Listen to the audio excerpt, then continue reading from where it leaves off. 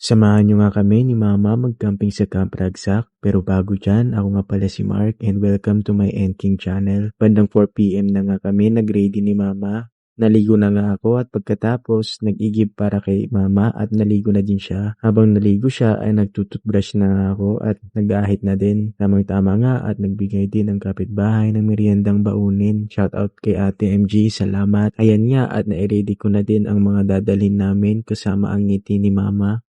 At ito nga, bandang around 5 PM ay lalarga na nga kami. Dumaan nga muna kami sa tapat ng PMA para bumili ng mga lulutuin pang breakfast. Andyan ang talong, okra, tuyo. Bumili na din ako sa tindahan ng noodles at itlog. Dumaan nga kami ni Mama dito sa gilid ng airport at shoutout sa nagbusina sa akin sa daan. Dito nga ay nasa Luwakan proper kami at nadaan nga kami dito sa Quezon Road hanggang sa nadaanan namin ang Camp 7 at nadaanan din namin ang Barangay Pudi West at paakyat sa Camp 8. Dito nga ay nadaanan namin ang tabi ng Burnham Park. Dumaan nga kami ni Mama dito sa Takay Road at madadaanan ang Barangay Gisad hanggang sa makapasok na nga kami dito sa Pinsaw proper na madadaanan din namin ang Tamawan Village na malapit din dito ang sikat na Igorot Stone Kingdom. At finally, eto na nga ay papasok na nga kami sa daan papunta sa Camp Ragsak. Dire-diretso lang yan, paakyat at hanggang sa nakikita na namin ang nakaka-relax na tanawin at hanggang marating mo ang rough road, kakanan ka lang at hanggang makita mo ang gate.